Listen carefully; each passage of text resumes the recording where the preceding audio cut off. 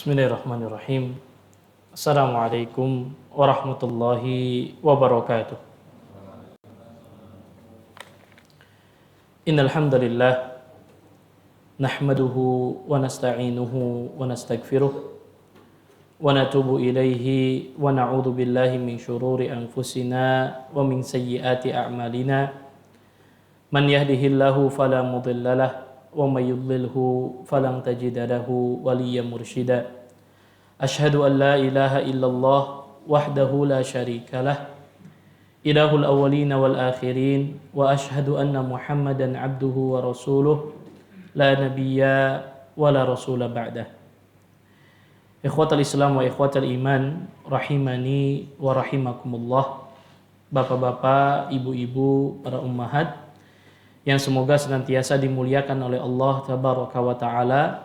Alhamdulillah, segala puji hanya milik Allah subhanahu wa taala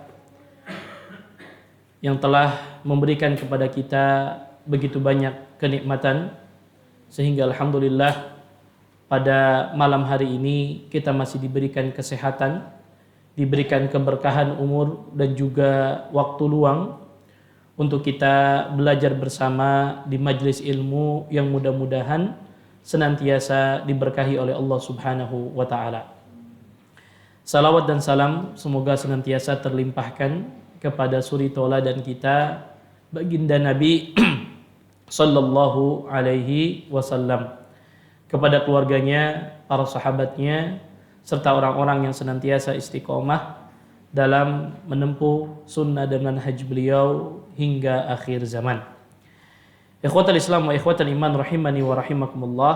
Pada malam hari ini kita lanjutkan kembali kajian rutin kita di setiap Sabtu malam Ahad di pekan keempat, membahas kitab Khulasah Ta'zim al-Ilm, yaitu tentang memuliakan ilmu yang ditulis oleh Fadilatul Syekh Shalih Ibn Abdullah Al-Utsaimin hafizahullahu ta'ala, di mana alhamdulillah kita sudah menjelaskan 5 prinsip dalam memuliakan ilmu, di mana sudah kita jelaskan pada pertemuan pertama tentang muqaddimah, ya, tentang memuliakan ilmu. Kemudian juga kita sudah jelaskan prinsip yang pertama, yaitu tathiru wi'a'il ilm, bahwa di antara prinsip memuliakan ilmu hendaklah kita membersihkan wadah daripada ilmu itu sendiri, yaitu membersihkan hati kita. Kemudian juga sudah kita bahas prinsip yang kedua adalah ikhlasun niyati fihi.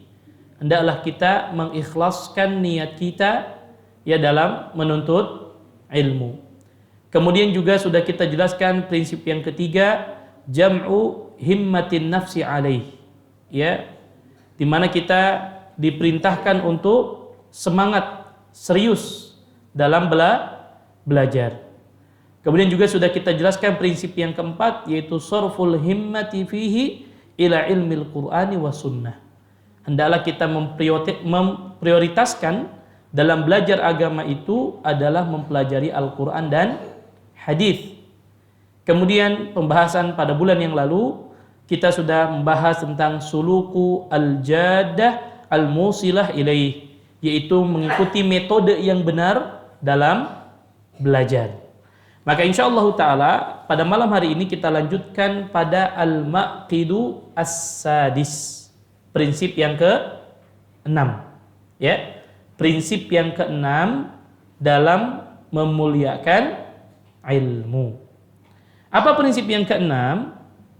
Penulis menyebutkan ri'ayatu fununihi fil akhdhi wa taqdimul ahammi fal muhim. Prinsip yang ke-6 dalam memuliakan ilmu adalah meragamkan ilmu yang dipelajari. Jadi hendaklah ilmu yang kita pelajari itu beragam. Jangan hanya satu bidang ilmu. Namun sebagaimana kita fahami bahwa ilmu itu banyak, apalagi ilmu agama, ya, ada hadis, ada fikih, ya, ada tauhid, ya, ada tafsir, banyak sekali. Ya. Maka dari banyak ilmu tersebut, taqdimul ahammi fal muhim. Hendaklah kita memprioritaskan yang terpenting dari ilmu. Artinya mana dulu nih yang harus kita prioritaskan untuk kita pelajari. Ikhwatal Islam wa ikhwatal iman rahimani wa rahimakumullah. Pada poin ini penulis hafizahullah taala ingin menjelaskan kepada kita bahwa ulumu syar'i, ilmu agama itu, ilmu syariat itu ada banyak. Ya? Ada banyak. Tadi kita jelaskan, ada apa? Hadis, ada apa? Fikih, ada tauhid, ada tafsir, ya. Dan ilmu-ilmu syar'i yang lainnya. Maka di sini juga memberikan satu pelajaran penting kepada kita, hendaklah setiap kita berusaha untuk mempelajari ilmu-ilmu syar'i tersebut. Ya makanya alhamdulillah mungkin di masjid ini ada banyak kajian ya, ada kajian tafsir kalau tidak salah ya. Alhamdulillah. Kemudian apa lagi? Ada manhaj, masya Allah. Ya, kemudian mungkin ada tematiknya juga mungkin ya. Kalau tidak salah ada tentang fadlul Islam dan lain sebagainya. Ini ilmu-ilmu syariah memang harus kita pelajari. Ya. Jadi kita sebagai seorang muslim dan kita sampaikan berulang-ulang bahwa di antara kewajiban yang Allah wajibkan kepada kita adalah belajar ilmu syar'i. Dan ilmu syar'i itu kan banyak. Nah, itu harus kita pelajari. Namun nanti akan kita lihat mana yang harus kita prioritaskan. Mana yang harus kita dahulukan dalam belajar ilmu. Ya, kemarin kan kita sudah belajar tentang metodenya. Metode yang benar dalam mengambil ilmu. Nah, sekarang apa prioritas kita? Ya, dalam mempelajari ilmu syar'i. Terlebih ilmu syar'i tadi jumlahnya sangat banyak. Maka ikhwatal Islam wa ikhwatal iman rahimani wa rahimakumullah, dijelaskan di dalam kitab ini, qala Ibnu Al-Jauzi rahimahullah fi saydi khatirihi jam'ul ulumi mamduhun.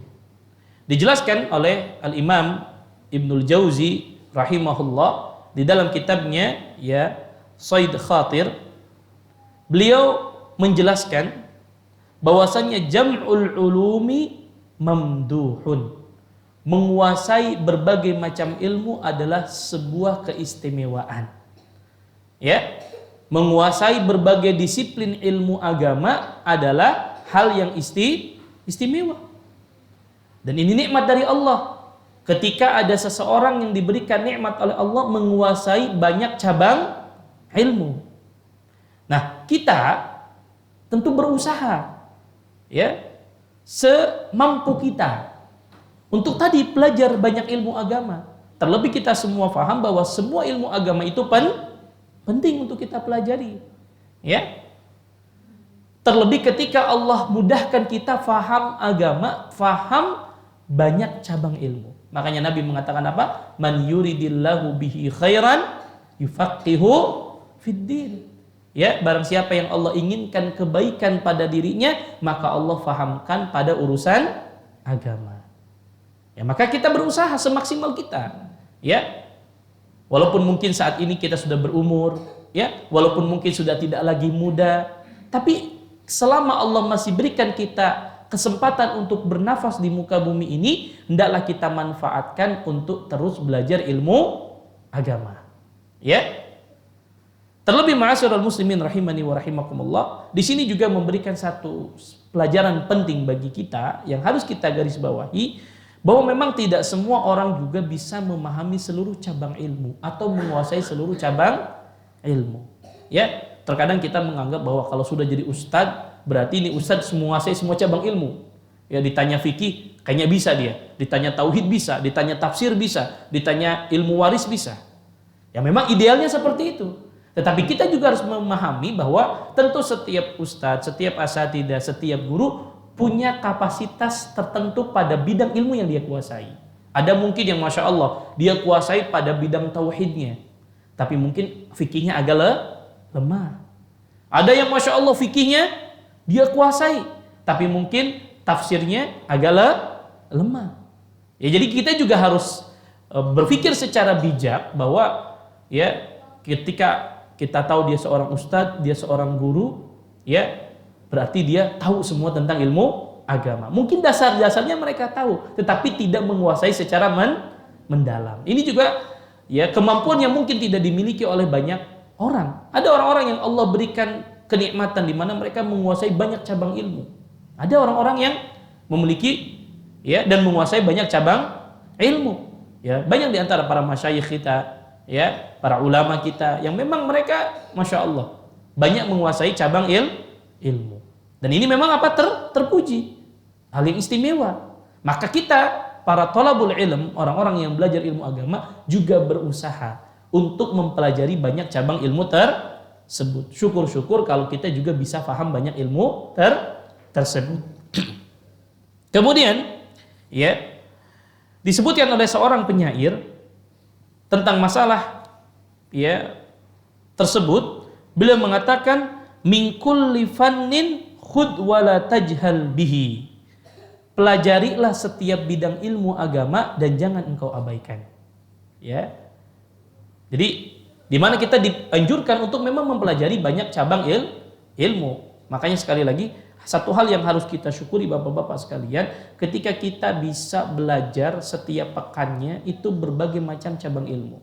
Ya tadi saya sampaikan, bersyukur ketika kita di satu masjid, di satu tempat, di satu majelis itu ada banyak kajiannya. Ada kajian tauhidnya, ada kajian fikihnya, tafsirnya, manhajnya, akidahnya. Masya Allah, ini nikmat dari Allah yang hendaklah kita syukuri. Salah satu bentuk syukurnya kita hadir di majelis tersebut. Di antara bentuk syukurnya kita belajar. Sempatkan waktu kita, sesibuk kita apapun bekerja mencari nafkah, sempatkan minimal dalam satu pekan, ya kita duduk di majelis ilmu. Ya, mungkin pekan pertama tadi belajar tauhid, pekan kedua belajar tafsir, kemudian belajar tentang ya keutamaan ilmu dan lain sebagainya. Ini nikmat dari Allah. Ya, mudah-mudahan ini sebagai hujah kita nanti di hadapan Allah ketika kita ditanya, ya untuk apa umur kita dihabiskan? Maka kita bilang kepada Allah, ya Allah, ya di antara umur yang Engkau berikan kepadaku, di antara keberkahan umur yang Engkau berikan, maka aku gunakan untuk belajar ilmu agama. Ya belajar di majelis ilmu. Maka beliau mengatakan min kulli fannin khudh wala tajhal bihi. Pelajarilah setiap bidang ilmu agama dan jangan engkau abaikan. Fal hurru muttali'un 'alal asrari. Setiap orang yang merdeka berhak untuk mengetahui hal-hal yang rahasia pada setiap bidang ilmu. Bukankah setiap kita adalah orang yang merdeka? Kita ini bukan budak, Pak. Ya. Kita bebas untuk menentukan, bebas untuk belajar ilmu agama apapun. Ya. Terlebih ketika Allah berikan kita misalkan apa? Waktu luang. Kita bebas untuk mencari dan belajar ilmu agama. Dan selalu saya sampaikan berulang-ulang. Makanya di awal muqaddimah kita jelaskan bagaimana perjuangan para ulama terdahulu. Mereka untuk mencari satu hadis harus berlelah-lelah pergi ke satu negara yang sangat jauh. Bahkan bagaimana kita ceritakan mereka sampai kencing darah, ya, hanya untuk mencari satu hadis. Kita tinggal datang majelis ilmu. Sekarang tinggal pilih saja mau duduk di majelisnya siapa, mau belajar ilmu agama bidangnya apa, kajiannya apa. Sekarang sudah banyak tersebar. Terlebih dengan fasilitas wasilah nikmat yang Allah berikan, mungkin adanya apa? Kajian secara online, ya. Kita bisa dengar di YouTube misalkan, ya kita bisa dengar potongan-potongan kajian di Instagram misalkan. Ini nikmat dari Allah yang harus kita manfaatkan. Namun satu hal yang selalu saya tekankan agar kita tidak melupakan majelis ilmu, tetap harus duduk di majelis ilmu, ya, karena akan berbeda sekali hasilnya orang-orang yang duduk di majelis ilmu dengan orang-orang yang mungkin tidak duduk di majelis ilmu. Ya, kita orang-orang yang merdeka, berhak bagi kita untuk belajar ilmu agama apapun. Wa yaqulu Syekh Suyuhina Muhammad bin Mani'in rahimahullah fi irsyadit tullab. Kemudian ya guru di antara guru-guru kami kata penulis hafizahullah taala yaitu Muhammad ibn Mani' rahimahullah, ya beliau pernah menyebutkan di dalam kitabnya Irsyadut Tullab satu perkataan yang penting untuk kita renungi. Kata beliau, wala yambagi lil fadili an yatruka ilman minal ulumin nafi'ah. Tidak layak bagi orang yang mulia, tidak layak bagi seorang yang ingin dimuliakan oleh Allah meninggalkan sebuah ilmu yang bermanfaat. Ya, kata beliau, tidak pantas orang yang mulia, apalagi kita ingin ya dimuliakan oleh Allah, kita meninggalkan ilmu yang bermanfaat. Nah, pertanyaan ilmu yang manfaat itu seperti apa, gitu kan ya? Nah, kita pernah sebutkan bahwa di antara ciri-ciri ilmu yang bermanfaat itu satu, ilmunya diambil dari Al-Quran dan As-Sunnah. Bukankah ilmu tauhid, fikih, apalagi tafsir, hadis, sumbernya dari mana? Al-Quran dan As-Sunnah. Ya, maka ilmu yang bermanfaat itu adalah ilmu yang diambil dari Al-Quran dan As-Sunnah. Makanya di prinsip sebelumnya bahwasanya prioritas utama yang harus kita prioritaskan mempelajari Al-Quran dan As-Sunnah, karena Al-Quran dan As-Sunnah sumber dari segala ilmu. Ya. Kemudian kata para ulama juga ciri ilmu yang bermanfaat itu ketika kita pelajari semakin menjadikan kita takut kepada Allah Subhanahu wa taala. Itu ciri ilmu yang bermanfaat. Ya. Semakin kita pelajari menjadikan kita semakin takut kepada Allah. Kalau kita belajar ilmu agama, kita mempelajari sebuah ilmu justru menjauhkan kita dari Allah, berarti ciri bahwa ilmu tersebut tidak bermanfaat. Ya. Kemudian juga para ulama menjelaskan di antara ciri yang ilmu yang bermanfaat itu ya dapat mengarahkan kita untuk mengetahui mana yang hak dan mana yang batil. Itu ilmu agama. Ya. Kemudian juga kata para ulama ciri ilmu yang bermanfaat itu menunjukkan kita kepada jalan yang lurus. Menunjukkan kita kepada kebahagiaan dan ketenangan hati. Itu diantara ciri-ciri ilmu yang bermanfaat. Kemudian kata beliau dijelaskan di dalam buku ini bahwa di antara ciri ilmu yang bermanfaat tersebut adalah allati tu'inu ala fahmil kitabi was sunnah. Bahwa ilmu yang bermanfaat itu adalah setiap ilmu yang dapat membantu kita untuk memahami Al-Quran dan As-Sunnah. Jadi di antara ilmu yang bermanfaat itu apa? Ilmu-ilmu yang dapat membantu kita untuk bisa memahami Al-Quran dan As-Sunnah. Itu ilmu yang bermanfaat. Contoh apa? Bahasa Arab. Ya, sebagaimana kita sampaikan di pertemuan sebelumnya. Hendaklah setiap kita juga meluangkan waktu untuk belajar bahasa Arab. Karena kita tak mungkin bisa memahami Al-Quran dan As-Sunnah dengan baik kecuali dengan berbahasa Arab. Maka segala ilmu yang menunjang kita untuk bisa memahami Al-Quran dan As-Sunnah maka pelajari bahasa Arab. Dalam bahasa Arab ada ilmu namanya Nahwu dan Shorof. Pelajari. Ya, kita nggak mungkin bisa baca kitab. Kita nggak mungkin berbicara dengan bahasa Arab kalau ilmu-ilmu alatnya tidak kita pelajari, ya. Kemudian misalkan usul fikih, ada namanya qawaidul fiqhiyah, ada namanya ulumul Quran, ya. Itu semua kita pelajari dalam rangka menunjang kita supaya kita faham Al-Quran dan As-Sunnah. Maka di sini ya Muhammad Ibnu Mani rahimahullah menyebutkan bahwa di antara ciri ilmu yang bermanfaat itu yaitu allati tu'inu ala fahmil kitabi was sunnah. Setiap ilmu yang dapat menunjang kita, membantu kita untuk bisa memahami Al-Quran dan As-Sunnah. Ya. Idza kana ya'lamu min nafsihi quwwatan ala ta'allumihi wa la yasugu lahu an ya'ibal ilma alladhi yajhaluhu wa yuzriya bi'alimi. Kemudian beliau juga mengatakan tidak pantas ya, atau beliau mengatakan jika dia merasa memiliki kemampuan untuk mempelajarinya, maka hendaklah dia mempelajari banyak cabang ilmu. Jadi kalau kita memang merasa kita punya kemampuan untuk bisa mempelajari banyak cabang ilmu, maka kita pelajari. Ya, kita pelajari. Terlebih ya, ketika ilmu tersebut bisa dijadikan alat bantu tadi untuk bisa memahami kitab Allah dan juga apa? As-Sunnah. Ya. Kemudian beliau mengingatkan wala yasugu lau an ya'ibal ilma alladhi yajhaluhu wa yuzriya bi'alimi. Tak pantas kata beliau untuk mencela ilmu yang tidak dia ketahuinya atau merendahkan orang yang mengetahui ilmu tersebut. Maksudnya apa? Jadi terkadang ada orang-orang yang dia belajar nggak mau, ya sudah belajar nggak mau, tapi apa? Mencela ilmu yang dia nggak ketahui. Misalkan begini, ada orang yang mengatakan, Pak, ayo belajar bahasa Arab. Kemudian bilang, ngapain sih belajar bahasa Arab? Nggak penting itu. Ya, sudah dia nggak mau belajar, ya. Kalau sekiranya dia nggak mau belajar, ya sudah dia diam aja sudah.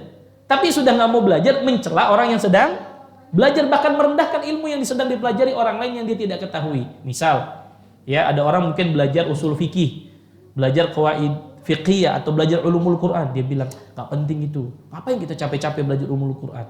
Ya, belajar aja dah, tauhid aja cukup satu misalkan. Ini kan apa? Mencela orang-orang yang belajar. Kalaupun sekiranya kita, ya karena kesibukan kita, karena ketidakmampuan kita nggak bisa belajar, maka paling tidak jangan mencela ilmu ataupun orang yang sedang belajar ilmu tersebut. Ya, terkadang orang kan terus begitu. Dia nggak mau belajar tapi apa? Merendahkan orang yang sedang belajar. Atau apa?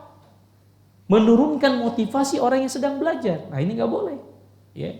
Karena ada orang yang ya sukanya begitu. Ya, orang lagi serius belajar dia bilang nggak penting itu, Pak. Ya. Udah belajar itu yang penting-penting aja. Betul, memang kita harus prioritaskan. Tapi jangan apa? Menurunkan semangat, apalagi mencela orang-orang yang sedang belajar. Ya. Jadi kalau kita nggak mampu menguasai suatu ilmu, maka jangan merendahkan orang yang punya ilmunya, atau jangan merendahkan orang yang sedang belajar ilmu tersebut. Mungkin tadi karena kesibukan kita, atau kan orang punya kapasitas yang berbeda-beda dalam belajar. Ya, maka jangan merendahkan. Apalagi merendahkan orang yang berilmu. Ya, makanya satu hal yang penting untuk kita jaga adalah kita menjaga lisan kita. Agar apa? Agar tidak menyakiti orang lain, apalagi menyakiti hati orang-orang yang sedang belajar ilmu agama. Ya, fa inna hadza naqsun wa radhilatun. Karena yang demikian tersebut adalah sebuah perbuatan kekurangan dan kehinaan. Enggak boleh kita merendahkan orang lain. Maka beliau mengatakan fal aqilu yambaghi lahu an yatakallama bi'ilmin. Ya, orang yang berakal itu sejatinya harus berkata berdasarkan ilmu. Itu satu. Kalau kita ingin dikatakan orang yang berakal itu cirinya kalau dia berkatanya sesuai dengan apa? Ilmu. Ya. Au yaskuta bihilmin. Atau kalaupun dia ya gak berkata dengan ilmu dan dia gak punya ilmu, lebih baik apa? Diam, dan itu kebijaksanaan. Jadi orang yang bijak itu yang bisa menjaga lisannya. Kapan dia waktunya berkata, kapan dia waktunya diam. Makanya ada satu ya perkataan yang sangat indah. Lau kanal kalamu min fiddatin lakana sukutu min dhahabin. Kalau sekiranya berkata itu dari perak, maka diam itu dari emas. Ya, kalau sekiranya kita berbicara itu dapat melukai hati orang, kalau sekiranya dengan ucapan kita itu dapat mendolimi orang lain, maka lebih baik apa? Diam. Makanya Nabi mengatakan apa? Man kana yu'minu billahi wal yaumil akhir falyaqul khairan aw liyasmut. Barang siapa yang beriman kepada Allah dan hari akhir, maka hendaklah dia berkata yang baik. Kalau enggak apa? Diam udah. Karena bapak-bapak sekalian, terkadang ya kezaliman yang tidak kita rasakan itu adalah kezaliman yang diakibatkan oleh lisan kita. Kadang orang mengatakan, saya nggak pernah berbuat zalim, kok saya nggak pernah mukul orang, saya nggak pernah apa membahayakan fisik orang. Mungkin iya, tapi terkadang apa? Lisan kita yang nggak kita jaga. Bahkan terkadang sayatan pedang itu sedahsyat apapun efeknya, itu mungkin akan kita lupakan ketika sudah sembuh, betul atau tidak? Tapi sayatan hati karena perkataan orang itu kadang sulit untuk kita lupakan, bahkan sulit untuk disembuhkan. Makanya perlunya kita menjaga lisan-lisan kita. Ya, kalau kita tidak mau belajar, jangan merendahkan orang yang sedang belajar. Apalagi dengan perkataan, ngapain sih capek-capek belajar? Bapak udah tua juga gitu kan ya. Fokus aja udah ibadah gitu kan ya. Dia lupa bahwasanya menuntut ilmu itu jadi apa? Ibadah. Ya. Apalagi ngapain sih malam-malam? Udah istirahat aja buat keluarga. Ngapain kita belajar ilmu agama? Padahal dia sendiri malas gitu. Yang malasnya jangan ngajak-ngajak orang gitu. Ya. Jangan juga menurunkan tadi semangat orang yang sedang belajar. Nah, ini tidak perlu kita untuk lakukan. Ya, wa illa dakhala tahta qaulil qail. Kalau enggak, ya, sejatinya kita masuk kepada apa yang dikatakan oleh seorang penyair, ya, di mana beliau mengatakan atani anna sahlan dhamma jahlan. Ya, telah sampai kepada kami bahwasanya si Sahal, maksudnya nama orang, meremehkan orang-orang yang berilmu, ya. Uluman laisa ya'rifuhunna sahlun, ya. Telah sampai kepada kami bahwasanya si Sahal telah meremehkan ilmu-ilmu yang tidak dia kuasainya hanya lantaran dia tidak mengetahui ilmu tersebut. Nah, jadi kita jangan sampai tadi termasuk orang-orang yang meremehkan orang lain yang sedang belajar ilmu karena kita nggak belajar ilmu tersebut. Ya, kalau kita malas, sibuk, ya, paling tidak semangati orang lain, oh, Masya Allah. Paling tidak ada satu perkataan, oh, Masya Allah, ya Allah kasih rezeki kepada antum bisa belajar, anak belum bisa belajar. Ya, mudah-mudahan anak bisa ngambil ilmu dari antum. Kan gitu enak ya. Jangan justru merendahkan orang lain yang sedang belajar ilmu. Ya. Kemudian ikhwatal Islam wa ikhwatal iman rahimani wa rahimakumullah, di juga perkataan daripada Muhammad Ibnu Mani rahimahullah memberikan satu pelajaran penting kepada kita bahwasanya setiap orang itu punya daya tampung, punya kemampuan yang berbeda-beda dalam belajar. Ya. Dan ini hikmah di antara karunia yang Allah Subhanahu wa taala berikan. Enggak setiap kita itu punya ilmu yang sama atau punya kecakapan yang sama. Ada orang-orang yang mungkin ketika dengar kajian langsung dia paham. Ada orang-orang yang mungkin loadingnya agak lama gitu kan ya. Ada orang yang harus baca berulang-ulang dulu baru paham. Nah, ini nikmat dari Allah. Kalau sekiranya orang semua pemahamannya sama, ya, maka orang nggak perlu lagi ada yang mengajarkan, kan begitu ya. Nah, maka disinilah ya pentingnya setiap kita tahu kapasitas diri kita masing-masing. Ya, kalau saya orangnya misalkan bisa memahami cepat ilmu, maka orang seperti ini penting untuk belajar banyak ilmu gitu. Ada orang mungkin ya saya nggak bisa belajar tuh banyak ilmu, saya harus fokus satu ilmu saja. Nah, itu yang dia fokuskan begitu. Ya, karena setiap kita punya kapasitas yang berbeda-beda dalam belajar. Tapi bukan berarti kalau begitu ya sudahlah, karena saya sukanya cuma tauhid, saya maunya hadir di kajian tauhid saja. Nah, ini juga jangan. Kenapa? Karena sebagaimana kita sampaikan kemarin, ya, bahwa hendaklah setiap kita berusaha untuk menguasai dan mempelajari banyak cabang ilmu. Ya, tetap kita usaha dulu. Paling tidak kita dapatkan keutamaan duduk di majelis ilmu, itu paling penting sudah. Dan pernah saya sampaikan, hatta bapak-bapak tidur dari awal sampai akhir di majelis ilmu gak apa-apa. Tapi kita insya Allah dapat berkahnya duduk di majelis ilmu, dapat doa dari malaikat, ya kan? Disebut-sebut nama kita di sisi Allah Subhanahu wa taala. Urusan paham atau tidak urusan nanti gitu. Yang penting kita niatkan saya usaha pengen belajar, karena memang setiap kita diberikan kapasitas yang berbeda-beda dalam masalah ilmu. Ya, ada orang cepat langsung paham, bahkan ada orang cepat hafal, ya. Nah, yang penting adalah usaha dulu untuk mau belajar. Itu yang terpenting yang berkaitan dengan ilmu, ya. Uluman law qaraha ma qalaha walakinnar ridha bil jahli sahlu. Kemudian ikhwatul Islam wa ikhwatul iman rahimani wa rahimakumullah. Kemudian yang berikutnya yang dijelaskan oleh penulis adalah lalu bagaimana cara meragamkan ilmu dan gimana cara menguasainya. Nah, ini. Dan kan tadi yang pertama itu adalah kita diperintahkan untuk mempelajari banyak cabang ilmu. Nah, sekarang gimana caranya? Gimana tahapannya supaya kita bisa memahami banyak cabang ilmu? Maka beliau mengatakan wa innama tanfa'u ri'ayata fununil ilmi bi'timadi aslain. Ya, meragamkan ilmu yang dipelajari akan bermanfaat apabila terpenuhi dua syarat. Ya, jadi kita bisa mempelajari banyak cabang ilmu ketika terpenuhi dua syarat. Ahaduhuma, yang pertama, taqdimul ahammi fal muhim. Ini kaidah yang pertama. Hendaklah kita mendahulukan ilmu yang paling penting sebelum yang penting. Bapak-bapak sekalian, saya mau tanya, fikih penting nggak? Penting. Tauhid penting? Penting. Tafsir penting? Ulumul Quran penting? Penting. Tapi yang kita tanya, mana yang lebih penting daripada yang penting tadi, kan begitu ya? Nah, lalu jawabannya apa Ustaz? Yang dikatakan memprioritaskan yang paling penting. Maka jawabannya adalah mimma yaftaqiru ilaihi al-muta'allim fil qiyami biwadhaifil ubudiyyati lillah. Yang paling penting dari yang penting tadi adalah ilmu yang kita butuhkan agar kita bisa menjalankan tugas kita dengan benar untuk beribadah kepada Allah Subhanahu wa taala. Maksudnya apa Ustaz? Maksudnya ilmu pertama atau ilmu yang jadikan kita prioritas adalah ilmu-ilmu agama yang membantu kita untuk bisa kita beribadah kepada Allah dengan benar. Bukankah tujuan kita diciptakan oleh Allah untuk apa? Beribadah. Allah mengatakan wa ma khalaqtul jinna wal insa illa liya'budun. Dan tidaklah aku menciptakan jin dan manusia kecuali untuk menyembah kepadaku, kata Allah.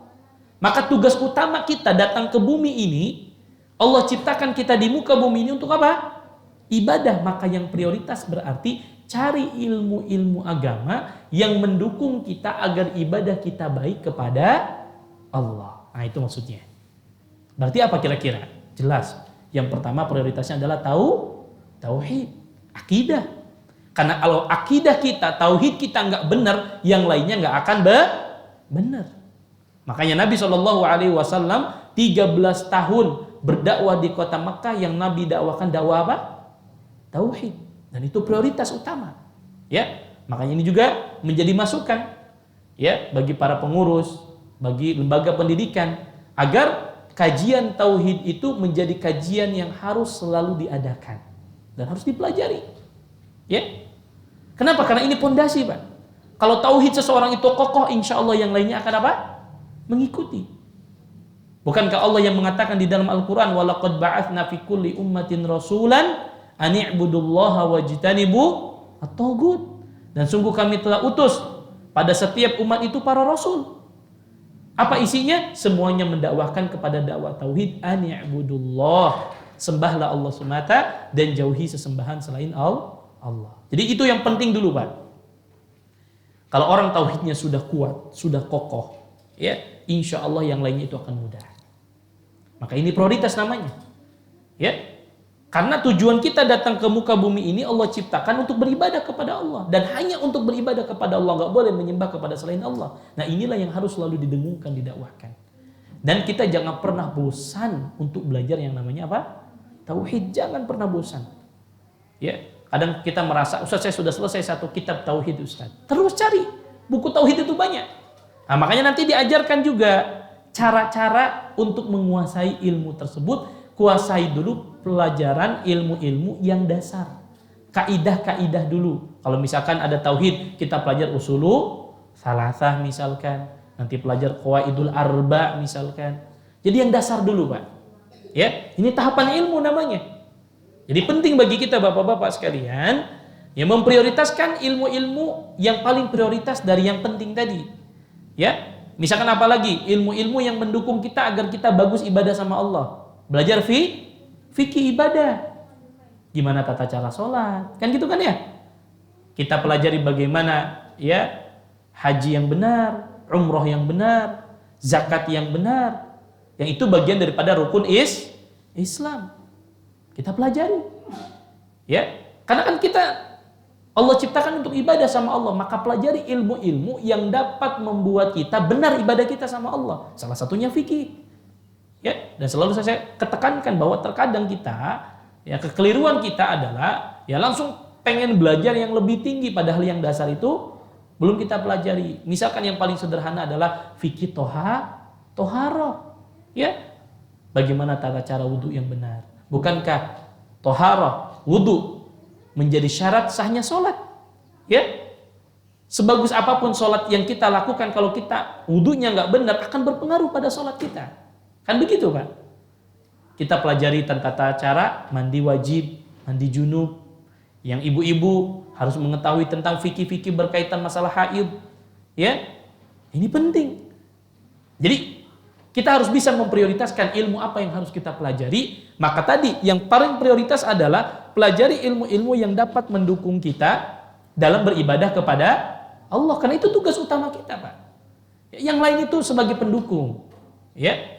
Maka sibukkan diri kita belajar ilmu-ilmu yang dapat mendukung kita agar ibadah kita bagus kepada Allah Subhanahu wa taala. Wal akhar, kemudian yang berikutnya, ya, an yakuna qasduhu fi awwali talabihi tahsila mukhtasarin fi kulli fan. Nah, ini cara yang kedua Bapak-bapak untuk kita mempelajari beragam ilmu, yaitu dengan cara di awal-awal masa belajar berusaha untuk menguasai ringkasan setiap disiplin ilmu. Nah, ini cara juga. Cara yang benar dalam belajar. Kalau kita ingin menguasai banyak ilmu, yang pertama langkahnya pelajari dulu apa? Ilmu-ilmu dasar, terutama ringkasan-ringkasan ilmu. Maksudnya apa? Kayak misalkan saya ambil contoh. Kalau kita pengen belajar hadis untuk pemula, belajar hadis arba'in an-nawawiyah.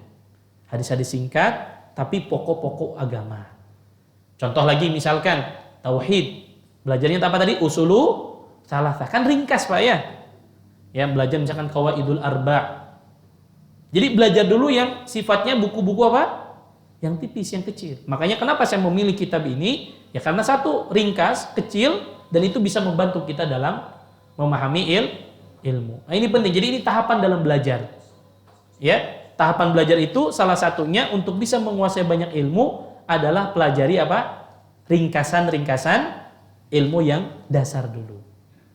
Ini metode belajar yang benar. Kadang kita pengennya langsung kitab-kitab yang tinggi, ya. Padahal yang dasar belum kita pahami dan belum kita kuasai. Nah, insya Allah nanti kita lanjutkan pembahasan berikutnya setelah adzan Isya. Wallahu taala alam. Wassallallahu ala nabiyyina Muhammad.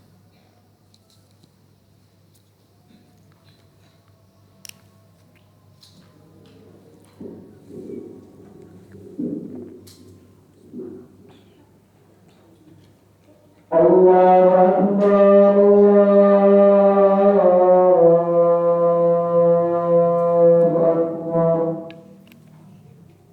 Allahu Akbar, Allahu Akbar. Asyhadu an la ilaha illallah.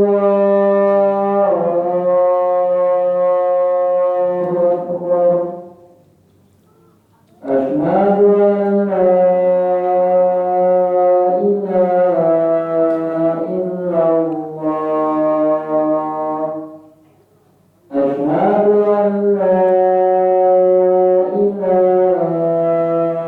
illallah.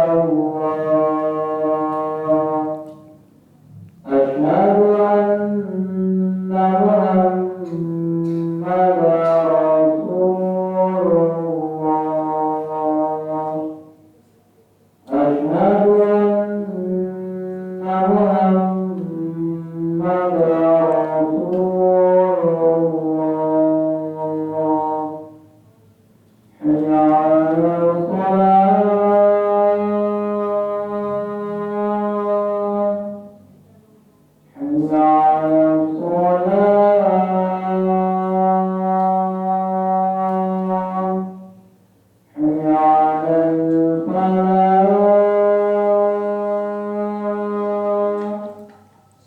Hayya 'alal falah.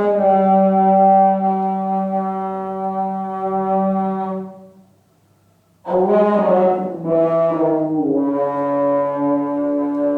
Akbar. La ilaha illallah.